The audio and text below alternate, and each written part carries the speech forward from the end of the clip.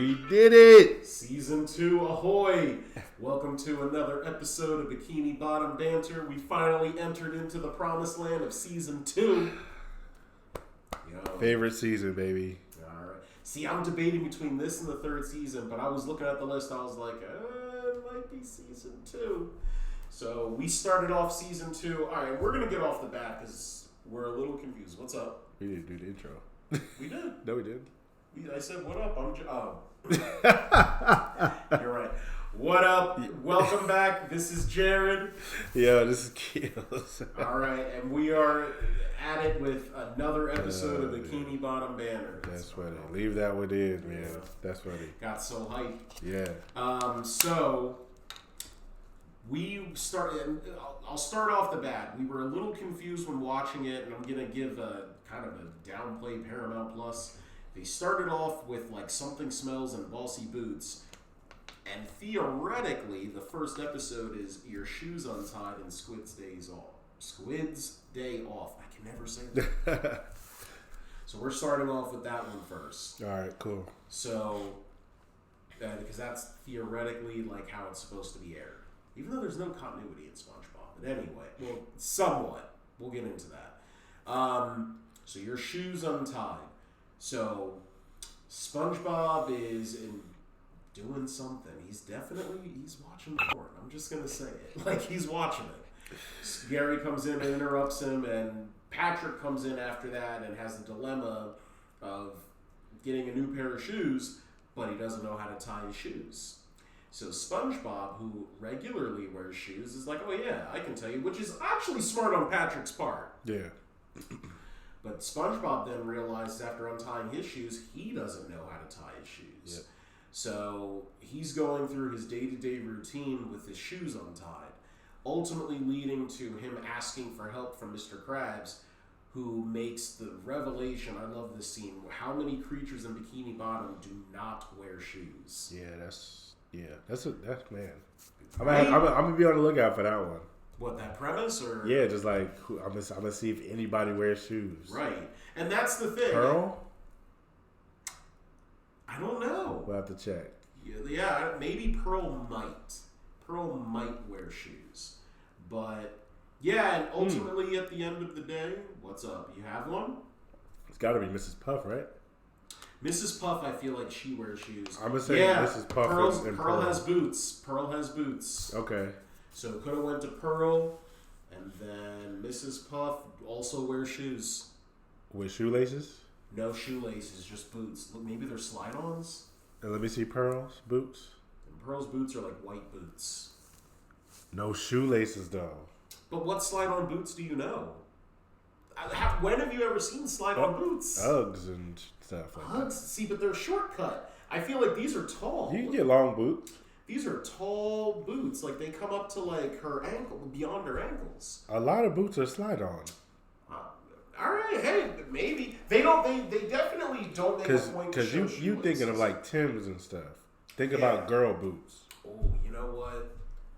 I'm about to be on the lookout for, like, some slide-on, like, high-top boots. Because it's like, I don't think I've ever seen them. But, yeah, I'll take the word. Animation-wise, I think it's a premise where, for sure, I think it's designed for kids, like, to teach them how to tie their shoes. For sure. We'll get into the meme-worthy first. Usually it's favorite joke, but because, like, the song by the band Ween, you do the loop-de-loop and pull, like, that's 100% meme-worthy. For sure. That's mine, yeah. Yep. All right. I already knew how to tie my shoes, but if I didn't, I think that song would have helped me. Would it help you tie your shoes? Yeah, for sure. They did it well. That's what I'm saying. How old were you when you finally learned how to tie your shoes? I was young. They taught me early. Early?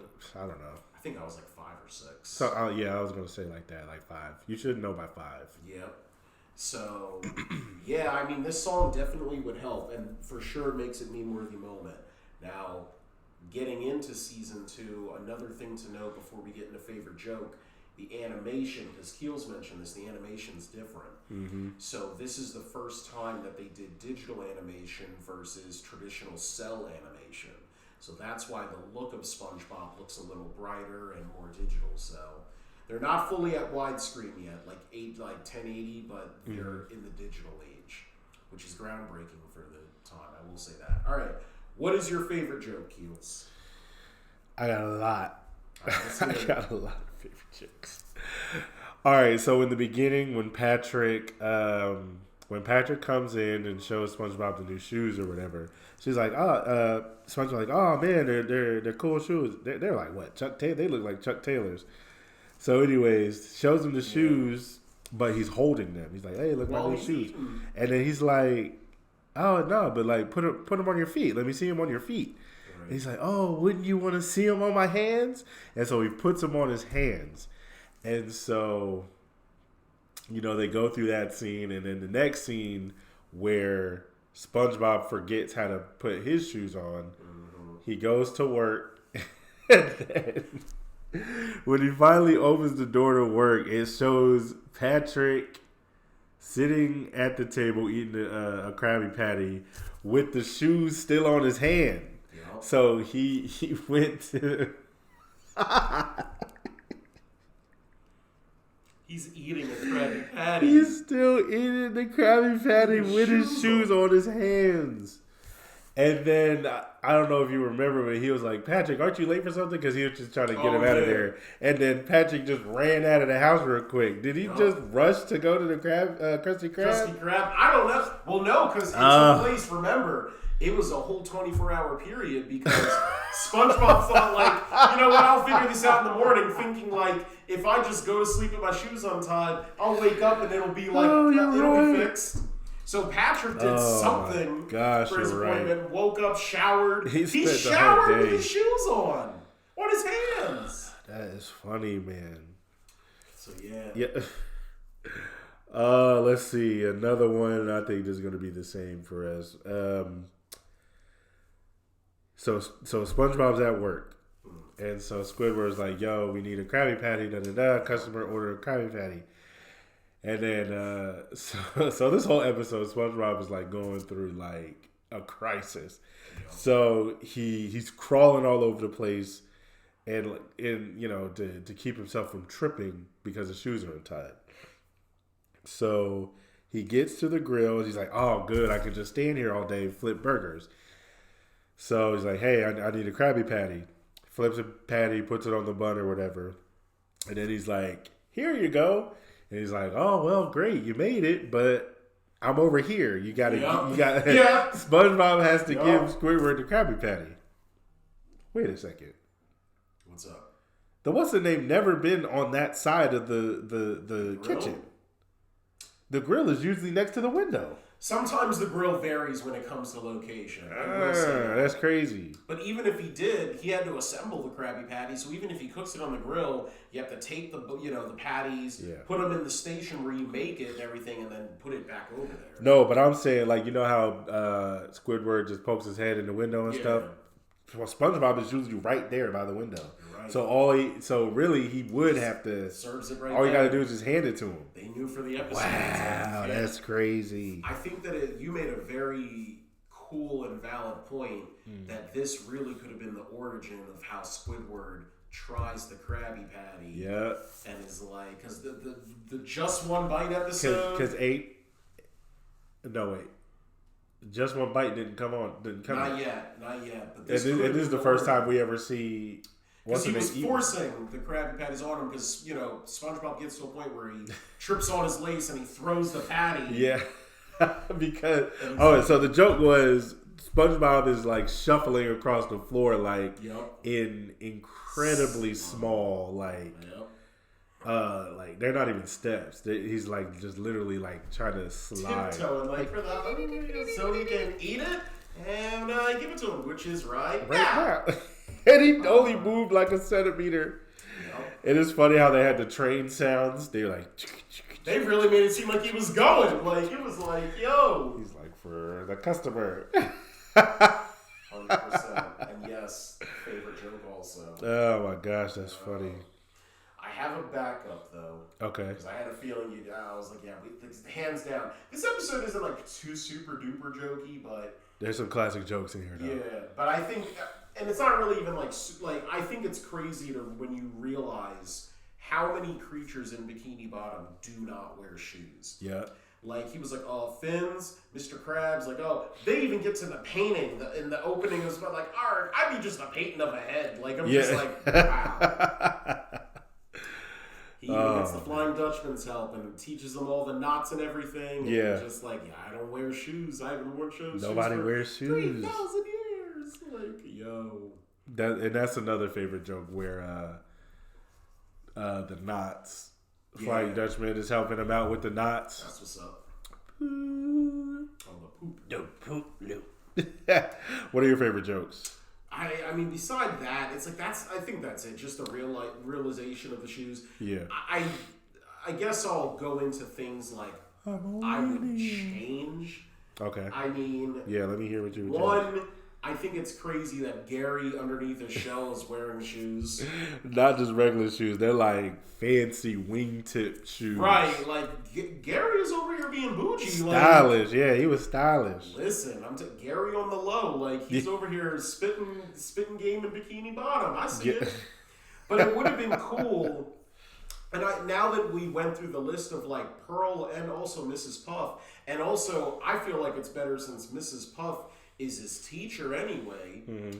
Why didn't he just go to Mrs. Puff and is like, oh, like, SpongeBob, what's wrong? It's like, I don't know how to tie my shoes. And then she can be like, well, I have shoes. And then they get into the song. It being Gary, it's just kind of random. It's like, oh, underneath his shell, he has it. Yeah, they didn't really fully develop, what's her name yet?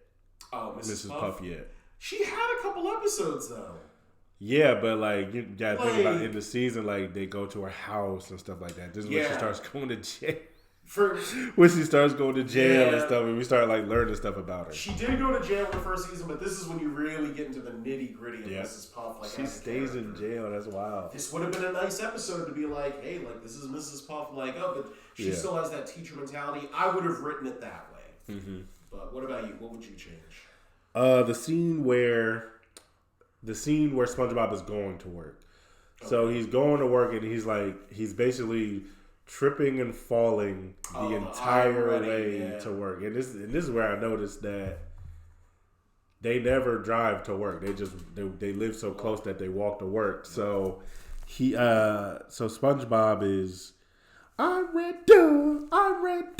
And I'm like, it just goes on too long. Yeah. I would have, have him fall a couple times and then cut the scene to where like he finally opens the door and he's at work. Okay. Yeah, I feel you. Yeah, it was just like, it was too, It went on too long. Yeah, for sure. Any final thoughts? No, I think that's it. Classic episodes. I'm so excited for the season. And you're talking about classics. Listen, I think this episode is far superior. Squid's Day Off. This right here. Yo. See, I know I shouldn't, but I'm already thinking of like the top 5 episodes and I know I shouldn't. This is on there because I don't listen. Season 2. This whole episode though. This whole episode could be in a top 5. It could. I could see somebody putting in it because of the song, right? And it's definitely like the upcoming. We'll get into it with Meme-worthy, but the Squid's Day Off. Man, they started this season off right with a bang. For sure with a bang because it was a great first season. So the episode starts off with the Krusty Krab being slow AF on a Sunday, even though it contradicts what we learned in the previous season with the Krusty Krab being closed on Sunday. We'll get back to that. And there's a dilemma where Mr. Krabs is freaking out over the money falling on the ground. He washes the money, and his arm gets stuck in the drain. He doesn't let go of the dime, which then makes him lose his arm for a dime, 10 cents. And him getting this monster like bump on his the anchor fell on him, the treasure chest, the person with the anchor suit or the diver suit. And a tiny little and then the dime. Another dime fell on him. Oh, that's funny. So because Mr. Krabs is out of service right now, he puts Squidward in charge. And Squidward, of course, takes this opportunity to procrastinate and be like, I'm just going to push my work all over to SpongeBob. Now, when doing that, he has anxiety and he gets paranoia over like, oh, I just put Spongebob, the person who I think is incompetent, in charge of the Krusty Krab, the place we both work, where the repercussions can come off on me. Yeah. And it's just constantly like him going back and forth with, like his fears getting up to him. And the classic, are you finished with those errands? Man. Oh my gosh. Man. So, yeah, we'll start off. What was your favorite joke? I got a bunch. All right, let's hear So we can just go back and forth. So, okay, so first off, the entire scene in the beginning where they drop the cash register, all the money falls on the ground. Mr. Krabs picks up the money. He's trying to wash it because he cares about it so much. Then the dime gets stuck in the sink, and then he's like, "You got to let go of the dime." And then everything stops. The music stops. He stops, and he's like, I can think of 10 good reasons to never let go of a dime. 100%. Then his arms fell off, and he like flies to the wall. He's like, "Me arms!" That whole scene is like gold to me. Then when we get to Squidward trying to go home and relax, and then he's trying to take a bath, relax, do the bubble bath stuff. And so he's having dreams of, like, he's paranoid. So he's paranoid, and he's having dreams of, like, anything that could go wrong because I'm not there will go wrong at the Krusty Krab. So I think this is, like, the second dream where he's like, SpongeBob should be good. And so he has a dream. SpongeBob is just standing there at the register. And then he's like, I'm getting a little sleepy. Instantly passes out on the register, and just out of nowhere, everything is set on fire in the dream.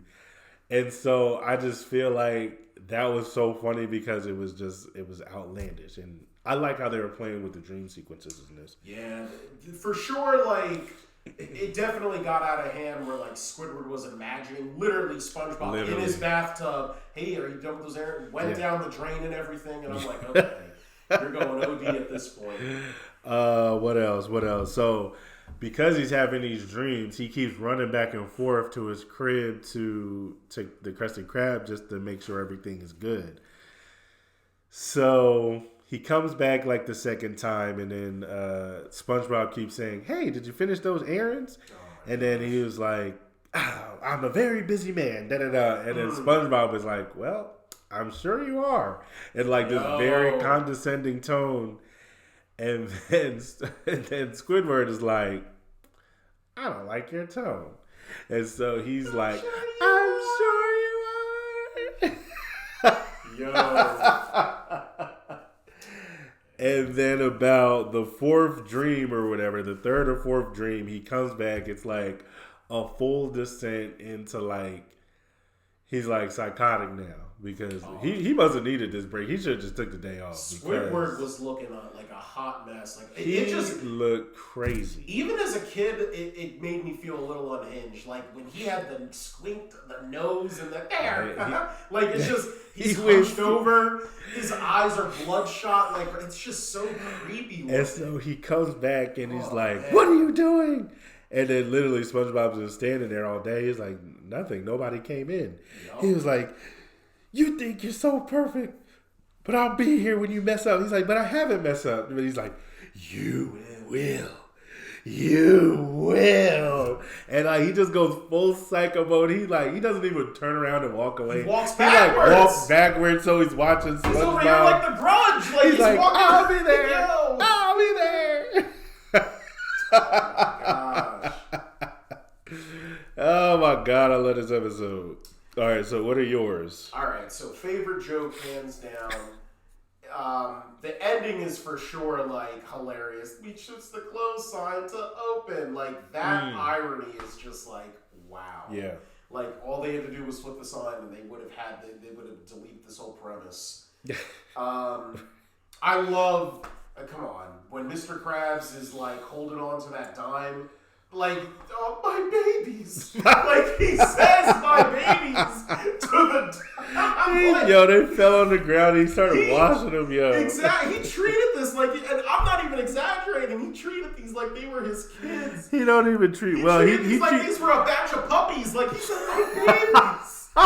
See, he treats Pearl like good and stuff, and he like but loves money. Pearl. But man, when it comes to that money and them dimes, yo, he said, "My precious babies." He went. Get away! He tackled SpongeBob and Squidward. He said, "Get away from me!" He does not give two.